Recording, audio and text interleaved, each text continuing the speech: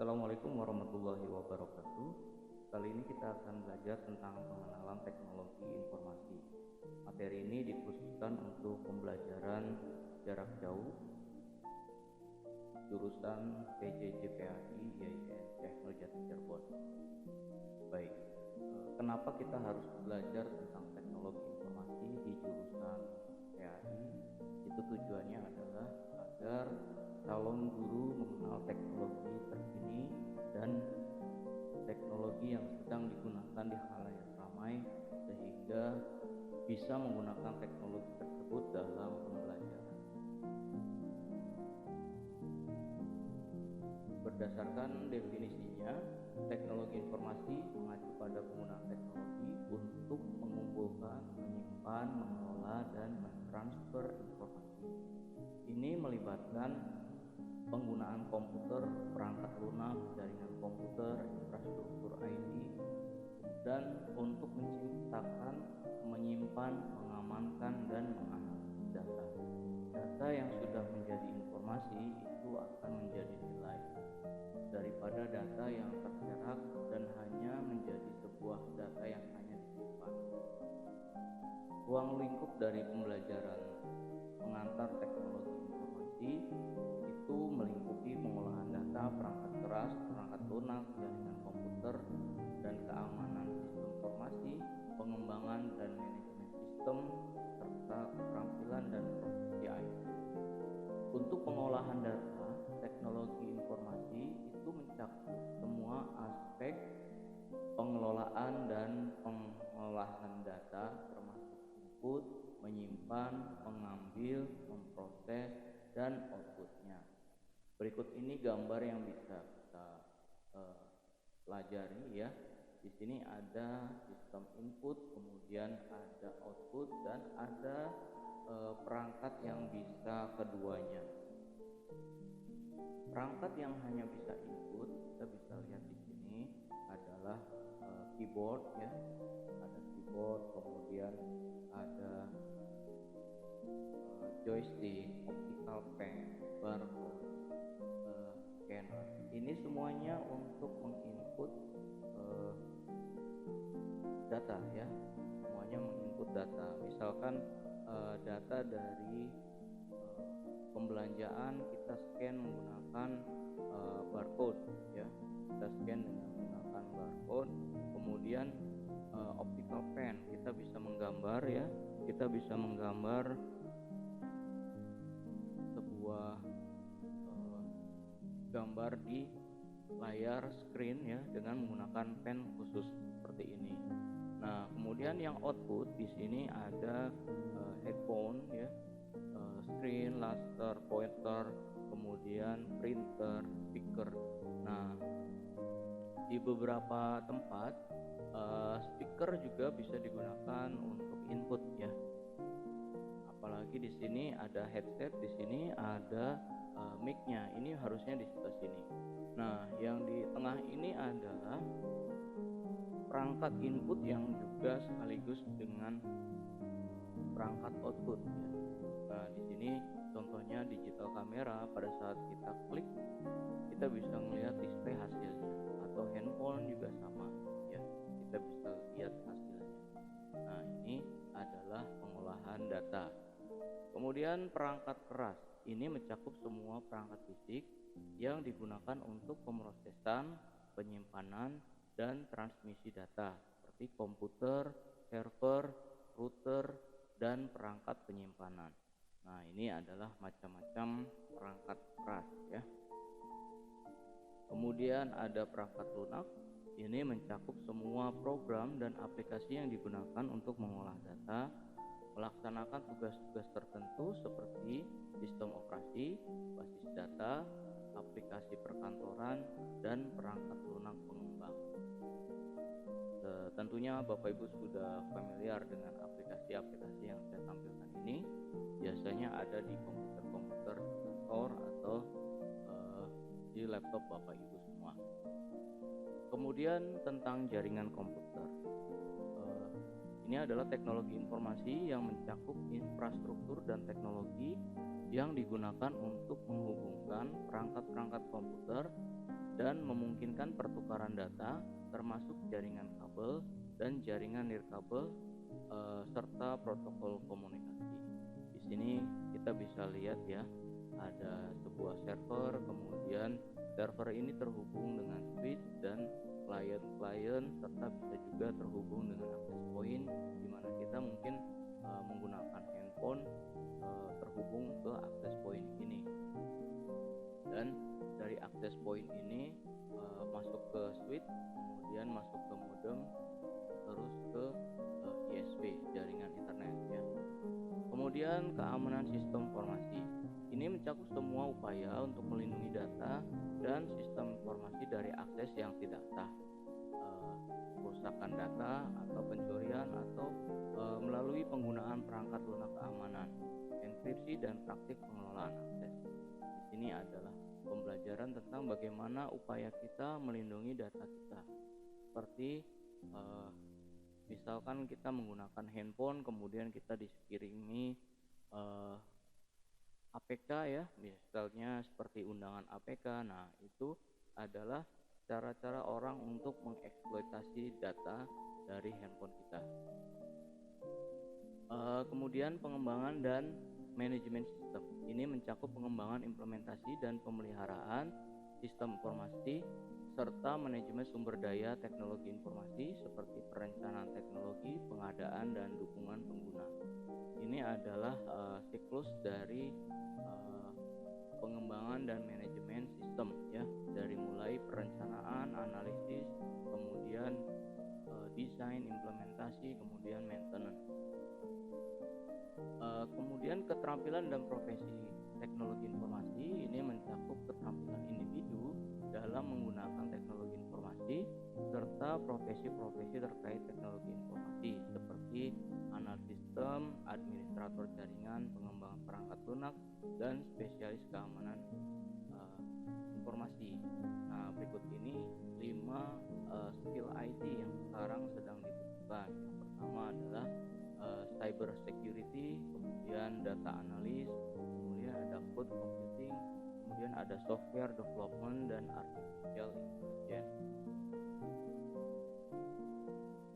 Sejarah dari perkembangan teknologi informasi ini dimulai di abad 17, mulai dari penggunaan perangkat hitung ya. Kemudian di abad 19 ada mesin analitik Charles Babbage. Di sini mulai untuk menganalisis kekuatan perang ya waktu di zaman itu. Kemudian tabulasi elektronik, ini awal abad 20. Kemudian komputer generasi pertama tahun 1940, kemudian perkembangan transistor komputer generasi kedua tahun 1950. Di era generasi ini perangkat komputer itu bisa besar-besar ya, satu kamar sendiri untuk perangkat komputer karena masih menggunakan transistor. Kemudian di era mikroprosesor, di sini dengan menggunakan mikroprosesor, bentuk dari PC itu mulai kecil ya di tahun 70-an. Kemudian di tahun 60-an juga sudah lahir internet worldwide ya. Ini sudah ada internet di tahun 60-an, walaupun penggunaannya hanya berbentuk layar teks ya, hanya berbentuk layar teks saja. Kemudian di abad 21 revolusi mobile ya, di mana penggunaan handphone itu sudah merambah ke sudut kota sampai ke desa-desa sudah menggunakan handphone. Kemudian di tahun 2000-an juga itu ada perkembangan teknologi cloud, di mana akses ke cloud itu sudah sangat mudah sekali. Kemudian bagaimana peran teknologi informasi di kehidupan sehari-hari? Nah, ini perannya adalah untuk komunikasi. Teknologi informasi memungkinkan kita untuk berkomunikasi dengan mudah dan cepat, baik melalui email, pesan teks, panggilan telepon, dan platform media sosial. Hal ini memungkinkan kita untuk tetap terhubung dengan keluarga, teman, dan rekan kerja di seluruh dunia. Kemudian akses internet. Dengan menggunakan akses internet ini ya, akses informasi, eh, internet ini memungkinkan kita untuk mengakses berbagai informasi dalam hitungan detik, dari berita terbaru hingga sumber daya pendidikan. Dengan menggunakan mesin pencari seperti Google, kita dapat menemukan jawaban atas pertanyaan kita dalam waktu singkat. Apalagi saat ini ada teknologi chatbot di mana kita bisa mengobrol dengan mesin yang dia bisa memberikan informasi, walau kadang-kadang informasinya itu masih ada sedikit-sedikit kurang pas ya. Kemudian pada bidang pembelajaran, teknologi informasi telah mengubah cara kita belajar dengan adanya kursus online, tutorial video, dan sumber daya pendidikan digital lainnya. Kita dapat belajar secara mandiri dan memperluas pengetahuan kita tentang berbagai topik. Seperti Bapak Ibu belajar dari rumah, itu juga bagian dari pengembangan teknologi informasi. Kemudian di dunia bisnis, teknologi informasi membantu dalam meningkatkan efisiensi dan produktivitas di tempat kerja dengan menggunakan perangkat lunak kantor seperti spreadsheet dan pengolah kata, serta sistem manajemen pelanggan dan sistem manajemen rantai pasok atau SCM. Perusahaan dapat mengelola operasi mereka dengan lebih efektif. Kita pun dalam hal bisnis ya, waktu di zaman dulu kita takut-takut untuk transaksi dengan menggunakan e-commerce ya. Sekarang sudah terbiasa menggunakan Shopee, Tokopedia, Blibli dan lainnya. Kemudian di dunia hiburan, teknologi informasi juga mengubah cara kita mengkonsumsi hiburan, dari menonton film dan acara TV secara streaming hingga mendengar musik di platform streaming. Teknologi informasi memberikan akses mudah dan cepat ke berbagai hiburan. Dahulu kita hanya bisa menonton secara terjadwal atau langsung ya, tapi saat ini kita bisa memilih informasi atau hiburan yang kita inginkan. Kemudian di dunia perbankan dan keuangan, layanan perbankan online memungkinkan kita untuk melakukan transaksi keuangan seperti mentransfer uang, membayar tagihan tanpa harus pergi ke bank secara fisik.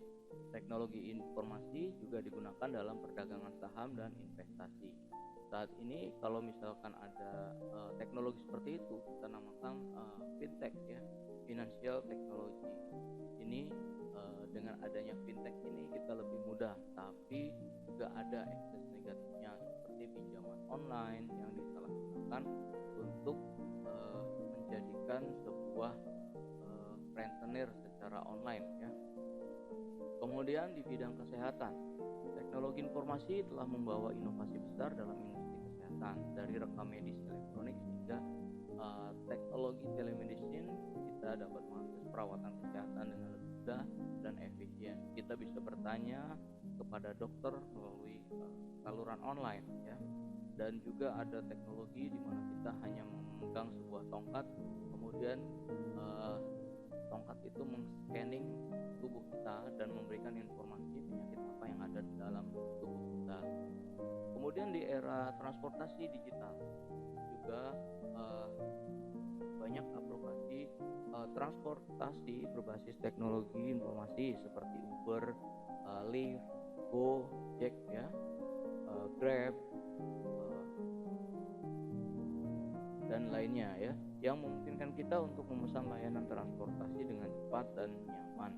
Selain itu, teknologi informasi juga digunakan dalam sistem navigasi GPS untuk membantu kita menemukan jalan yang tepat. Jadi pada saat kita jalan-jalan, kita dengan menggunakan GPS ini kita bisa terpandu oleh sistem satelit, di mana kita bisa mengakses tempat-tempat yang jauh tanpa harus bertanya-tanya pada penduduk sekitarnya. Nah, teknologi telah menjadi bagian integral dari kehidupan kita sehari-hari dan mempengaruhi hampir setiap aspek kehidupan manusia dengan cara yang positif dan signifikan. Itulah sebabnya mata kuliah pengantar teknologi informasi ini diberikan kepada calon guru agama ya. Jadi supaya dalam eh, pengembangan bahan ajar, dalam menggunakan cara belajar itu sudah menggunakan sentuhan-sentuhan teknologi. Apalagi Bapak Ibu sekalian, semuanya belajar dari jarak jauh, baik secara sinkronus maupun secara asinkronus. Baik, itu saja untuk pertemuan pertama. Nanti untuk pertemuan-pertemuan berikutnya bisa diakses melalui channel ini. Jangan lupa subscribe, like, dan share kepada teman-teman yang belum mendapatkan akses ini. Terima kasih. Assalamualaikum warahmatullahi wabarakatuh.